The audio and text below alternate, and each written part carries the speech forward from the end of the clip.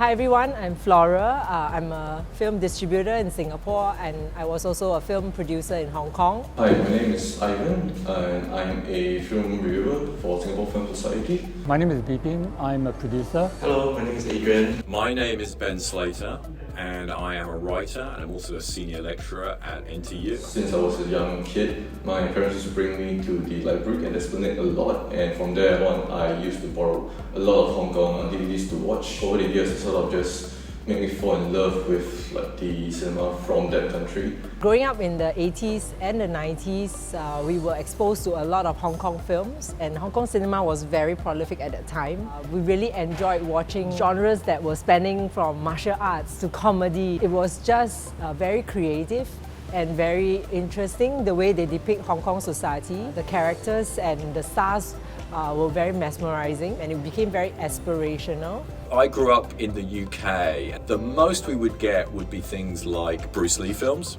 Jackie Chan films. Once in a while they'd be on TV. So that was my first real contact with Hong Kong cinema. When I look back on those times and those early experiences of Hong Kong cinema, I realized that was really a big introduction for me as somebody growing up in a small town in the UK to Asian cinema and Chinese cinema. From the 80s and 90s, before Korean wave took over, most of the people here, when they went to the cinemas, it was either Hollywood blockbusters or Hong Kong movies. You had the action genre, you had the kung fu genre, even the drama genres like all the Wong Kar-wai films.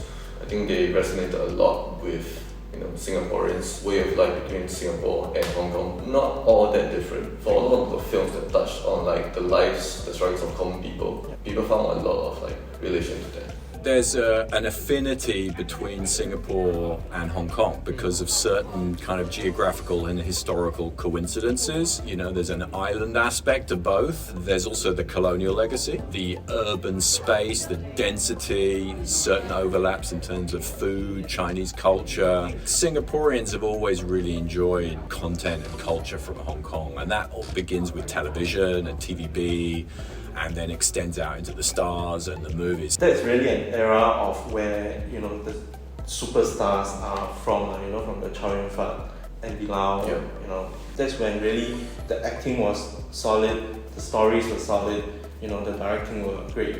So all that packaged together made really great movies from that time. And a lot of them were also lower budget films that the directors and all the crew involved were forced to actually get creative with how they wanted to create certain scenes. I think it was one of the older productions whereby they just had to shoot while things were still going on. They couldn't actually shut down the street for production, so they had to just shoot, get a take, and then run off. That's what made Hong Kong unique. Yeah, so I think for Wuxia, one of the more memorable movies is Tsui Hark's Once Upon a Time in China, starring Jet Li, because I think that was a film I actually watched also a lot of times when I was a kid. I think it also sort of influenced me to pick up learning Wushu at a young age as well. Genre film 我可能就是比较喜欢的是剧情片啊，我最喜欢的港片是那个黄家卫的《阿飞正传》，这样我觉得那个是个 masterpiece， 因为它跟其他的港片呢是完全不一样。Wong Kar-wai is really the first Hong Kong director I totally fell in love with his films. When I first encountered them, they were something completely new, something very, very different. The bittersweet romance of them, the nostalgia of those films. There was something that was so fresh about the cinematic language that he created that actually basically created a kind of genre of Wong Kar-wai movies, and I've never fallen out of love with it. I do have one favorite film, Justice My Foot. It stars two of my favorite stars, Stephen Chow and Annie Tam Wing. It's a clever movie, it's witty. And one big turning point would have been when John Woo started to become popular in the UK. And he started off as very much a kind of cult figure. And we heard about this film called The Killer. It came out in London, but I wasn't in London, so I didn't get to see The Killer. And I remember getting hold of the VHS tape of The Killer, and everyone was super hyped up about this film that was meant to be so incredibly violent. And then shortly after that, Hardboiled came out, and I think it was the first John Woo film to get a wide release in the UK, and that was also a huge revelation. She's known for being a chameleon on stage or for her albums, etc. Actually, it's a term for chameleon actors, where they kind of just becomes any role that she takes on. Took on Ru Hua in Yan Zi Kou, of course, to the mafia kind of gangster leader in 英雄本色 Part 3, so she can take on many kind of roles. I think my favorite Hong Kong actor is Leslie Cheung. He's not just a good singer, but he's a good actor. When you look at him, I would just wonder like, wow, there's this guy and also attractive. 他是有那种魅力啦。到现在呢，其实我觉得是无可取代。The Hong Kong movies have steered a little bit from the superstar era to now more ensemble acting. No one superstar that stands out. Yeah. Kind of, but really everyone is kind of equally good, you know, and that makes very interesting the movie experience as well for me. I remember watching two newer Hong Kong films. One of them is Drifting from 2021. I think it's the Francis Ng actor in it. And another one is Still Human, which was with Anthony Wong inside. I think both of those were very humanistic kind of like dramas where you see these very big stars in roles that really like bring them down to like the commoner level. Like Francis Ng, he was like playing a homeless man.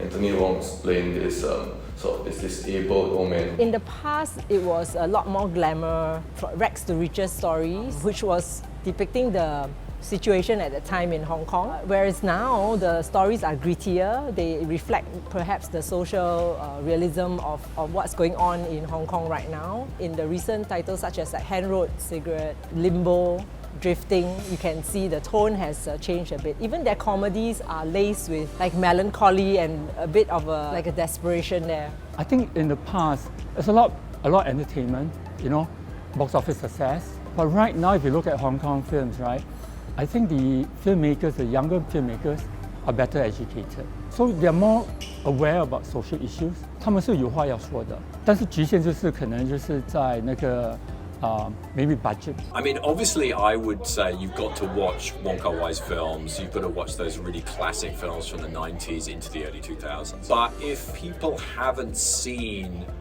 Johnny To's Election and Election 2, I actually think they're really, really underrated. So this is like a two-part movie series, like The Godfather 1, Godfather Part 2, but the Hong Kong equivalent of that from the early 2000s. And those films are about the battle for succession in a Chinese secret society. And they are incredibly exciting and compelling studies of corruption and evil. And I really think they're up there. I think they are absolute masterpieces. And they're on Netflix, so people can watch them. But if I had to pick like two more gateway films in Hong Kong cinema, I would choose Infernal Affairs, Wu Jiandao, directed by Andrew Lau, and also Kung Fu Hustle, directed by Stephen Chow. So I think both of these films are what I consider modern day classics. In a sense, they actually have a lot of the old school Hong Kong kind of aesthetic and attitudes, but they were made after 2000s. I think the other films I would recommend would be Comrades, almost a love story, Tian Mini. It's about two Chinese immigrants coming to Hong Kong. And that is also the era where China has opened up and they're coming to Hong Kong. So you can see the change also like of the society. For myself, I'm also looking forward to the Sparring Partner, as well as Over My Dead Body, who I understand is actually directed by the same director, especially Over My Dead Body because it's kind of touching on property, but it has a kind of a comedy and a kind of a twisted angle to it, so I'm really looking forward to it. The films I'm looking forward to this year will be Over My Dead Body, One Night in School, Everywhere, Every Phone.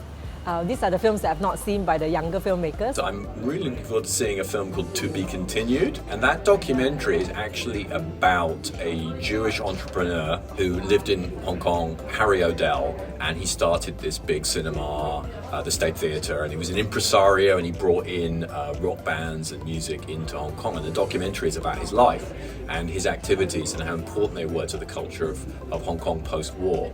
And actually, Harry O'Dell had a son called Albert who lived in Singapore for many, many years. He's passed away now. And he ran a video shop in Tanglin Shopping Centre in Singapore. And I actually used to go there in the late 90s and early 2000s and met him and had no idea about his father or many of their activities in the film industry in this region. So I'm really looking forward to seeing that film. And I hope some of the O'Dell family will be around to attend the screening. See you at the Hong Kong Film Gala presentation at Shaw PLQ. See you at the Hong Kong Film Gala presentation at Shaw PLQ. See you at Hong Kong Film Gala presentation at Shaw PLQ.